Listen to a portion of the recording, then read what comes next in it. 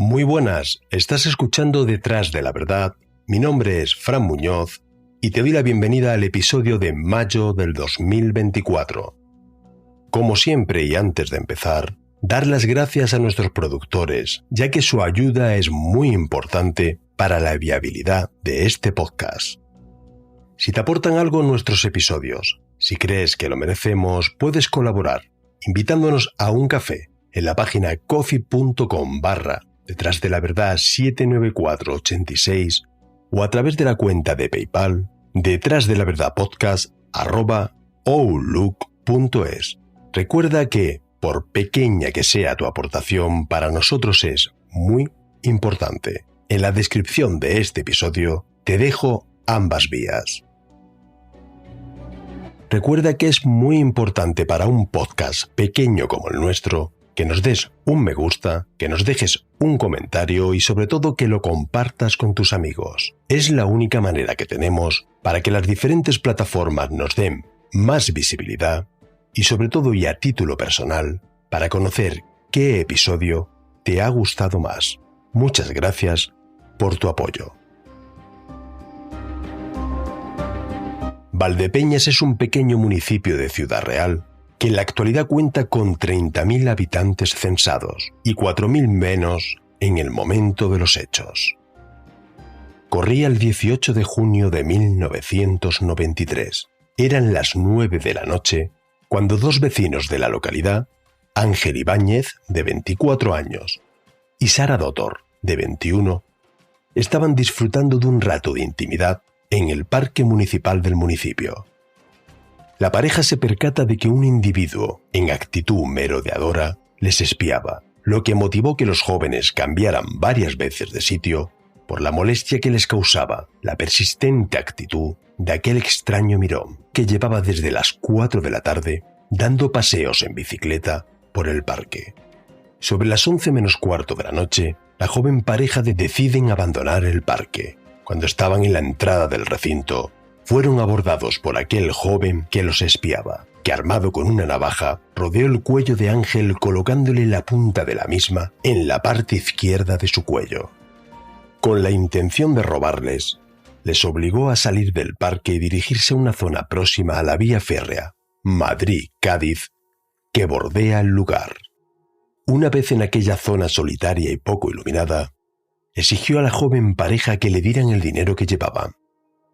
El chico, sin ofrecer resistencia, le dio su cartera donde llevaba apenas 3.000 pesetas de la época. Pero todo se torció cuando Sara reconoció al joven como el sobrino de la jefa de su hermano. Por este motivo, o quizás porque ya tenía perfectamente premeditado lo que iba a hacer, comenzó a apuñalar con gran violencia y sin pensarlo en el tórax y en el brazo izquierdo a Ángel, de manera súbita e inesperada.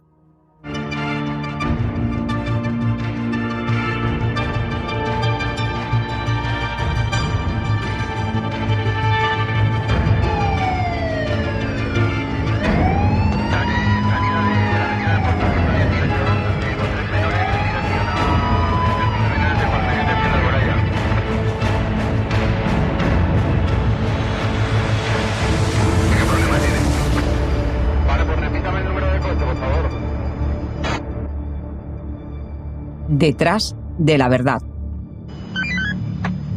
Un recorrido por la historia negra de nuestro país.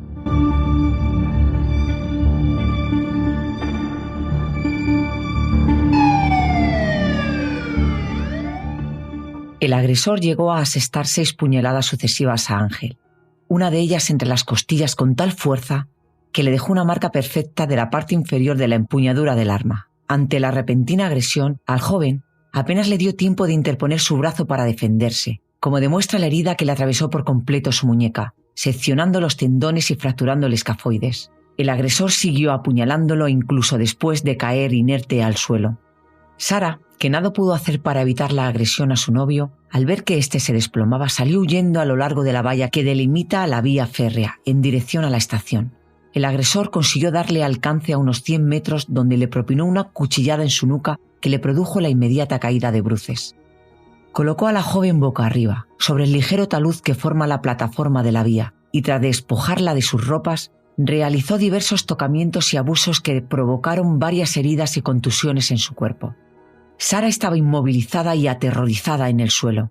Tras la agresión, el violador le descargó en el tórax una rápida sucesión de puñaladas hasta acabar con su vida. Precisar el por qué motivo voy a por Sara.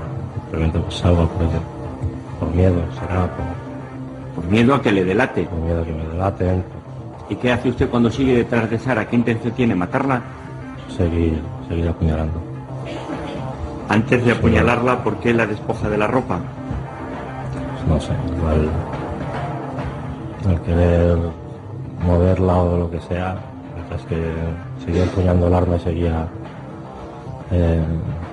dando puñaladas, pues la ropa se desgarraría, se correría la ropa. Vamos a ver, le quita usted la falda, le quita y le raja la camiseta y el sujetador. La falda se la quito en último lugar. Dígame. La falda se la quito en último lugar. En último lugar. Una vez que me marcho. En ese momento Sara está consciente. No. Le ha pegado usted una puñalada por la espalda, pero ella todavía no está muerta. Yo no sentí que estuviese viva. Creí que ya había... ¿Usted le realiza tocamientos en el pecho, incluso le introduce la mano en la vagina? No, en eso no lo recuerdo. Tocamientos en el pecho, no sé. Después de ocultar ambos cadáveres, recoge parte de las ropas de la chica, la falda, las bragas y el cinturón, y se dirigió al río Jabalón, donde se deshizo de las pertenencias. Camino de su domicilio, tiró la navaja con la que asesinó a los novios a una noria existente en una huerta conocida como la Casa de Ratón, situada a solo 100 metros del que entonces era su domicilio. Llegó a su domicilio, donde se encontró con su esposa, que había salido a buscarle. Esta se sobresalta al ver la ropa ensangrentada. El agresor le contó a su pareja cómo había atracado a una pareja que se había defendido y en la trifulca los había asesinado defendiéndose, omitiendo la violencia desmesurada que empleó y, por supuesto, la agresión sexual a Sara. Pero sorprendentemente, su pareja lo protege y guarda silencio sobre el doble crimen. Me quise marchar, andé alrededor de unos 6-7 metros y al andar esa distancia pues noto un golpe fuerte en mi hombro derecho y a continuación, a la que me quiero girar, pues me encuentro a Ángela a mi lado con las manos levantadas para agredirme y Sara en ese momento se echó sobre mi espalda y se enganchó por la parte de atrás, se enganchó a mi cuello, al pelo y bueno, pues ahí empezó Ángela a golpearme. Yo intenté repeler los golpes y intentar darle a él golpes para defenderme y no le alcanzaba. Aquel asesino se llamaba Gustavo Romero III. Había nacido en 1971 también en Valdepeñas y era vecino del municipio. Su infancia estuvo marcada por los abusos físicos y las carencias afectivas. Aquella dura infancia acabó en una adolescencia caótica, marcada por el fracaso escolar y un creciente interés por la delincuencia. Su carácter impulsivo le llevó a perpetrar pequeños robos y a desarrollar un profundo desprecio hacia los demás. Había contraído matrimonio con Yolanda Sáez. En el momento de los hechos tenía una hija y esperaba el nacimiento de su segundo hijo. A pesar de ello, Gustavo nunca asentó cabeza ni se comportó como un buen padre de familia. Durante todo su matrimonio, maltrató continuamente a Yolanda. Se hizo cargo de la investigación del doble asesinato Policía Nacional, un crimen que fue bautizado por la prensa como el crimen de los novios de Valdepeñas. Una población tranquila que quedó conmocionada por este asesinato y que se volcó con la familia y amigos de los asesinados, clamando justicia. Y como suele suceder, nadie sospechaba que el asesino de aquellos dos jóvenes de la localidad fuera un vecino. Solo 5 días más tarde del brutal asesinato, El 23 de junio, Gustavo puso tierra y mar de por medio para marcharse con destino a Las Palmas de Gran Canaria. Allí residió hasta 1997, que decidió regresar a Valdepeñas. Tras su regreso se hizo muy amigo de los hermanos de Sara, que no podían sospechar que estuvieran ante el asesino de su hermana y su novio. Se puso a trabajar como cocinero para el personal de un club de alternes situado en la Nacional Cuarta. Desde el crimen de Sara y Ángel, sus ansias asesinas no habían vuelto a aparecer, pero el 25 de junio de 1998, aquel día, tras cumplir la primera parte de su jornada de trabajo como cocinero en el club de alterne, pasada las 4:30 de la tarde de ese día, como hacía en muchas ocasiones, salió a conducir por los caminos cercanos, ya que así evitaba hacerlo por las carreteras al no tener el carné de conducir. Sobre las 6 de la tarde, casualmente se encontró en una calle a las afueras de Valdepeñas con Rosana Maroto Quintana, una vecina del pueblo nacida el 19 de diciembre de 1971, estudiante de Historia del Arte que convivía con sus padres y sus 2 hermanos menores de edad. Momentos antes se había despedido de su madre en su casa para dirigirse a la casa de campo de su abuela a las afueras de Valdepeñas, en la zona conocida como El Peral. Su madre nunca olvidará aquella despedida. Fue la última vez que la vio viva. El destino hizo que su hija se cruzara con una auténtica bestia. Al cruzarse con Rosana se sintió atraído por ella y la siguió cuando ésta tomó un camino de tierra que discurría paralelo a la carretera de Valdepeñas a La Solana por su parte izquierda. Apenas había recorrido 1 kilómetro por dicho camino cuando Gustavo, aprovechando una hondonada del terreno que no se ve desde la carretera o alrededores y viendo que por el camino no había nadie, aborda a la joven interceptando su camino con el coche. La redujo violentamente y la introdujo por la fuerza en el maletero del vehículo. Recogió de allí la bicicleta y la colocó en los asientos traseros para no dejar rastro de la joven. Gustavo conocía perfectamente aquella zona y los caminos al haber pastoreado en ellos desde niño. Condujo unos 10 kilómetros hasta llegar a la noria, situada en la conocida Casa de Rabadán. La noria tenía una profundidad entre 15 y 30 metros, con abundante caudal de agua, donde arrojó la bicicleta de Rosana. A 2 kilómetros de allí, había un cortijo abandonado semiderruido, conocido como la Casa de Torres, donde sacó a la joven del maletero y en brazos la condujo y la transportó al interior del caserío. Con violencia le desgarró sus ropas y prendas íntimas. Manoseó a Rosana y le obligó a practicarle una felación que concluyó con la eyaculación de él en su boca y el posterior vómito de Rosana, quien utilizó su pantalón corto de deporte para limpiarse, algo que fue muy importante a posteriori. La joven suplicó por su vida, diciéndole que no contaría nada, pero el criminal tenía muy claro que la iba a matar. Le agarró por el cuello con una mano, mientras con la otra le golpeaba indistintamente en su rostro y en el cuerpo. Rosana se defendió con toda su alma. Ambos forcejearon y cayeron al suelo. El agresor se levantó y la golpeó todavía con más violencia, llegando a fracturarle y desplazarle la mandíbula y varias costillas, para posteriormente asfixiarla hasta acabar con su vida. No conforme con ello, y para asegurarse de su muerte, se dirigió al coche donde cogió un cordón de las zapatillas de la víctima que utilizó para hacerle un nudo doble alrededor de su cuello. Trasladó el cuerpo de Rosana, arrojándola a un pozo situado a escasos metros de la entrada del caserío, de aproximadamente 15 metros de diámetro y 20 de profundidad. Después recogió todas las pertenencias de la joven que estaban en el caserío y las guardó en la mochila que ésta llevaba, marchándose con las pertenencias hacia su puesto de trabajo en el club de alterne al que tenía que reincorporarse a las 8 de la tarde. Tras finalizar su jornada, sobre las 12, decidió desprenderse de la mochila y de los objetos de la víctima que todavía tenía en su poder.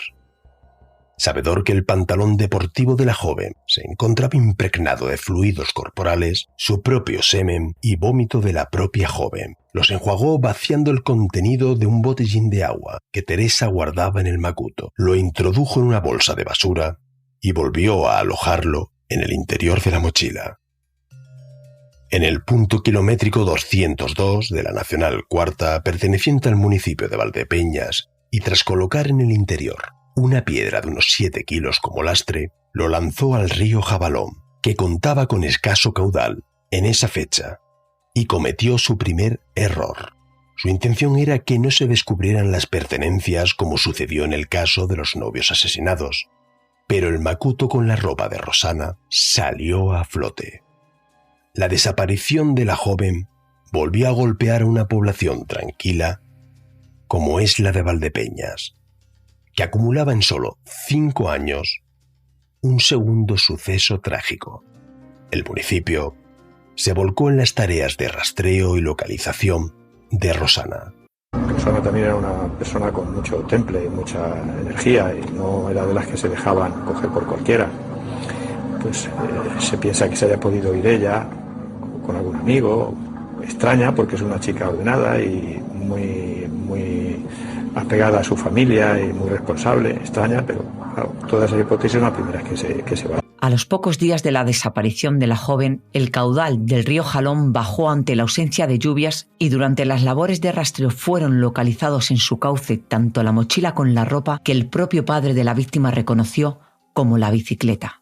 Del pantalón de Rosana, y a pesar de la prevención adoptada por el acusado, se obtuvieron restos celulares de origen humano de los que se extrajo ADN, consistente en la mezcla de 2 perfiles genéticos, el de Rosana y el de Gustavo. Con el ADN no nos da para poner rostro al asesino, porque todas las comparaciones que se hacen con sospechosos resultan negativas. No pararon de buscarla sin éxito. Durante los años sucesivos y a pesar de que se rastrearon numerosos pozos, su cuerpo no fue encontrado. Nadie del municipio quería creer que el autor de la desaparición de Rosana fuera alguien del pueblo. Pero lo cierto es que algunas voces discordantes creían que pudiera existir una conexión entre la desaparición y el trágico crimen de los novios ocurrido 5 años antes. Mientras, Gustavo seguía con su vida habitual y con los continuos maltratos hacia su mujer. Pero 5 años después, un hecho esclarecería todo. La mujer de Gustavo, Yolanda Sáez, cansada de tantos años de maltrato y sobre todo despechada tras haber sido abandonada por que se había marchado a vivir con otra mujer en el pueblo. Acudió a comisaría el 8 de agosto del 2003, donde compareció y prestó declaración denunciando a su marido como autor de malos tratos continuados hacia ella y afirmando a los agentes que Gustavo era el autor del crimen de Ángel y Sara en 1993. En un primer momento los agentes estupefactos piensan que es una denuncia motivada por los celos, pero el testimonio relatado encaja perfectamente con los datos que la policía tenía de aquel crimen. Pero cuando Yolanda facilita el lugar exacto donde se encontraba el arma homicida, no hay lugar a ninguna duda. Este arma sería pieza clave para condenarlo por el doble crimen. Gustavo fue detenido y enviado a la prisión de Herrera de la Mancha. Las muestras del ADN del arma coincidían con el perfil genético de la joven pareja y el del detenido. El acusado reconoció haber asesinado a la pareja, pero en sus declaraciones afirmaba que había mediado una agresión entre los jóvenes y que por miedo, se defendió causando su muerte. Algo que por supuesto quedó descartado rotundamente tras el estudio de la escena del crimen y las lesiones que tenían las víctimas. No tuvieron ni tan siquiera opción de defenderse. Además, la sentencia dejó bastante claro que posiblemente su verdadero motivo no fue el robo con violencia hacia la pareja, ya que Gustavo no tenía necesidades económicas. Se encontraba cobrando el paro, ayudando a su cuñado en un bar, por lo que creen que el móvil del crimen pudo ser solo de origen sexual. Durante los interrogatorios por el crimen de Ángel y Rosa, el detenido se derrumbó y acabó confesando la muerte de la desaparecida Rosana, llevando a los agentes al pozo exacto donde arrojó su cuerpo. Sabemos que es esencial, que es imprescindible que aparezca, en este caso, el cuerpo para cerrar el caso él mantiene su coartada, que él ha estado con Rosana, que la conocía y que que sí es posible que haya restos de él en la ropa. Pero poco a poco se va derrotando psicológicamente. Se asomó un poco cuando vio, como él estaba seguro de que había cometido un crimen perfecto, cuando la policía le puso contra las cuerdas. Entonces ahí ya fue cuando yo creo que fue consciente de que no se iba a salir no se iba a ir de Rosita. Él tuvo la frialdad de llevarlos al sitio, de señalar donde la había tirado en el pozo, la agresión tan brutal que había cometido, cómo la estuvo estrangulando con sus manos, cómo la chica se estuvo resistiendo y él apretando. Pues una vez que llego a la casa, veo que no hay nadie, a simple vista veo que no hay nadie. Y bueno, abro el maletero del coche y intento le quito una zapatilla a Rosana, intento quitarle el pantalón y en ese momento veo que tiene signos de vida. Entonces, ¿nos puede explicar por qué le quita las zapatillas y el pantalón a...? Bueno, mi intención era quitarle toda la ropa que había estado en contacto con el coche, por si en un posible hallazgo del supuesto cadáver en aquel momento podía seguir mi rastro por fibras del vehículo, por rastros que haya podido quedarse impregnado de mi vehículo en su ropa. La cojo en brazos y para ver cómo está y qué tal, que podría haber ocurrido, pues la paso al... Bueno, pues empiezo a hablarle, empieza a reaccionar, iba aturdida, empieza a decirme que qué hace allí, que quién soy y qué pasa, qué ha ocurrido. En ese momento nos ponemos a hablar, ella tranquilizarme a mí, yo tranquilizarla a ella, de que no va a pasar nada, de que ha sido un error, que no se preocupe. Entonces decido de llevarla a Valdepeñas y se lo digo. Digo, no te preocupes, que yo te llevo a Valdepeñas, que aquí no pasa nada, te llevo donde tú quieras y no pasa nada. Entonces me dice que no, que yo no la llevaría a ningún sitio, que ella en mi coche no va a volver a subir y que ella lo único que quiere es su bicicleta para irse a Valdepeñas. Entonces le digo que la bicicleta ya no la tengo. Se pone nerviosa, se pone en cierto modo agresiva, no agresiva, un poco alterada porque quería recuperar su bicicleta, tenía mucha insistencia en recuperar su bicicleta y le vuelvo a repetir que la bicicleta es imposible de que la recupere y que en todo caso, una vez que llegase yo a Valdepeñas, yo que tenía una bicicleta, le daba mi bicicleta.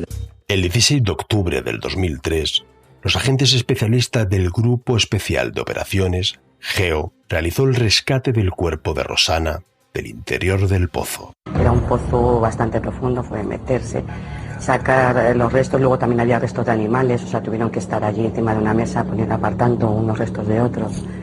Mirabas a la madre que estaba totalmente encogida allí esperando con la familia y luego pues lo que más te impresionó son las palabras luego que dijo ella.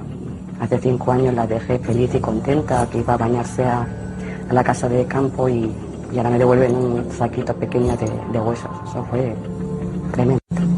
Las pruebas de ADN efectuadas al detenido coincidían con el perfil genético hallado en las prendas de la joven. La investigación y los resultados de la autopsia consiguieron demostrar lo que había realmente ocurrido, el asesinato y la violación de la joven, que difería mucho de la versión dada por el detenido. Escucha cómo explica el propio psicópata en el juicio la agresión a Rosana. Estaba muy nerviosa, yo estoy muy nervioso y bueno, pues le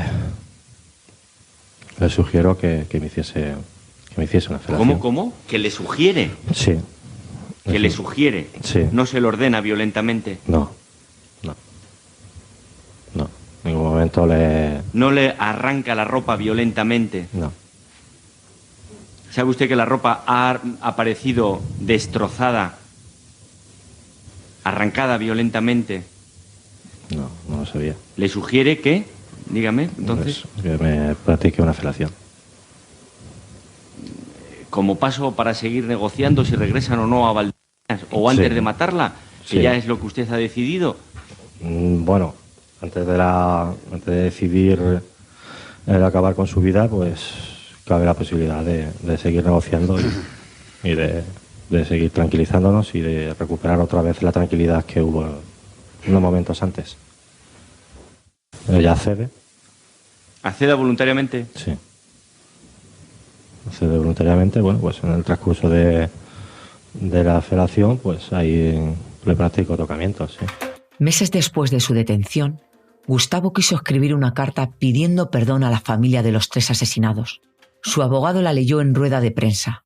Quisiera dirigirme a las familias, a las que tanto daño he hecho, y decirles que en lo más profundo de mi alma quisiera pedirles perdón por todo ese daño, y transmitirles mis deseos de cumplir la condena que me sea impuesta, con todo lo que ello conlleva, para hacer un mínimo de justicia, ya que tanto lo que ustedes quieren, como lo que quisiera yo, es que sus familiares estuviesen con nosotros. Se lo digo de todo corazón. Ojalá pudiese cambiar todo lo que hice, ya que ni yo, que soy el autor, acepto tanto dolor. Me imagino el odio que tienen hacia mí, que es enorme, y quiero decirles que yo me uno a ese odio. Lo que ahora me importa es que con mi arrepentimiento y mi condena, que como he dicho no será suficiente, les llegue al menos el confort de saber que rezaré tanto por sus familiares como por ustedes el resto de mi vida.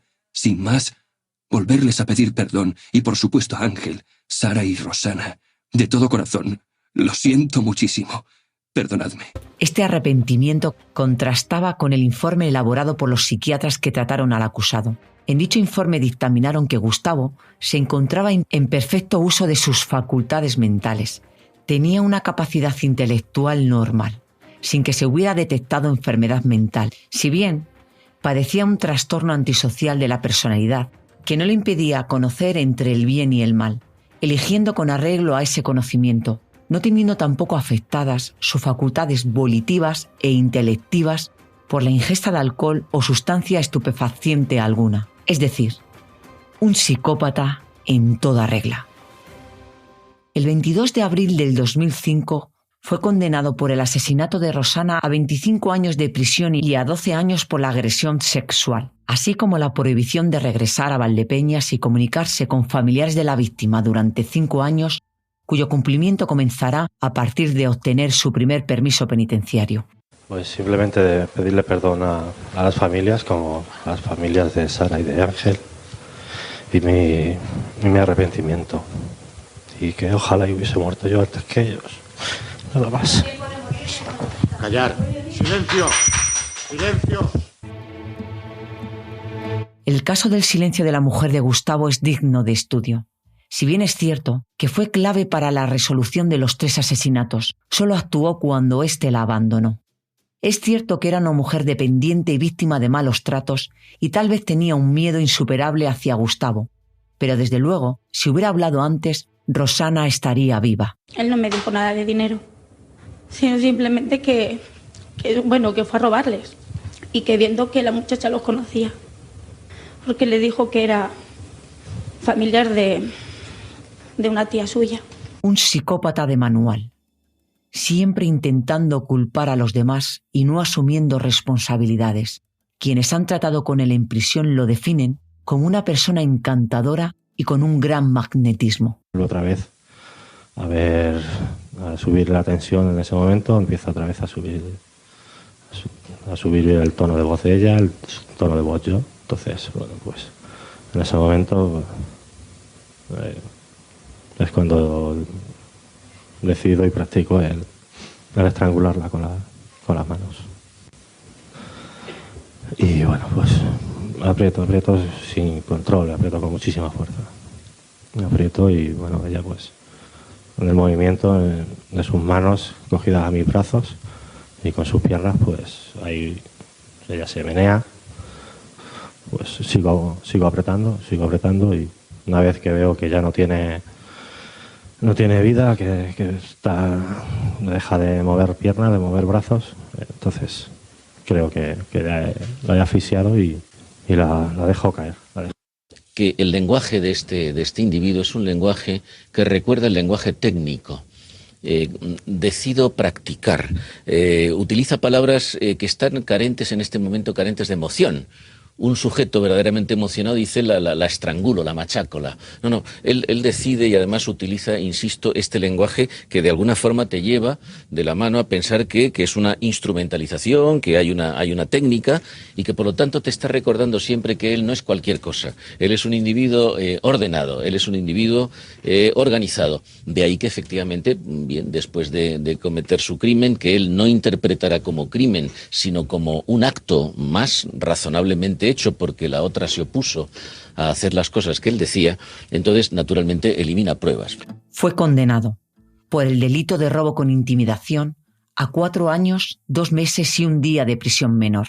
Por cada uno de los delitos de asesinato a 30 años de reclusión mayor. Y por el delito de agresión sexual a la pena de 12 años de prisión mayor. Además, al pago de 300.000 pesetas de la época a cada una de las familias de las víctimas. Hasta aquí el episodio de hoy. Un episodio muy duro que queremos que sea un homenaje a Ángel Ibáñez, a Sara Dotor, a Rosana Maroto y sobre todo a los familiares y amigos de estos jóvenes que tuvieron la desgracia de cruzarse con un psicópata asesino que ejerció una violencia sádica y desmesurada contra ellos. Lógicamente, el silencio que guardó su pareja nos extraña, pero gracias a ella y al romper ese silencio, estoy seguro que se evitaron más muertes. Rosana está descansando donde quería, en el mar. Ángel y Sara están juntos, que yo creo que es lo único que les puede reconfortar a las familias. Y sus familias pues no descansarán hasta que no se vayan con ellos. Y siempre queda el miedo de volver a ver a Gustavo Romero por las calles de Valdepeñas, que eso no creo que lo desearía nadie.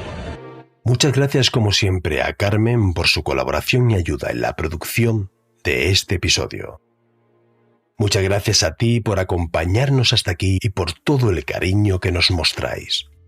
Y por supuesto, un abrazo a todos los integrantes de nuestro grupo de Telegram.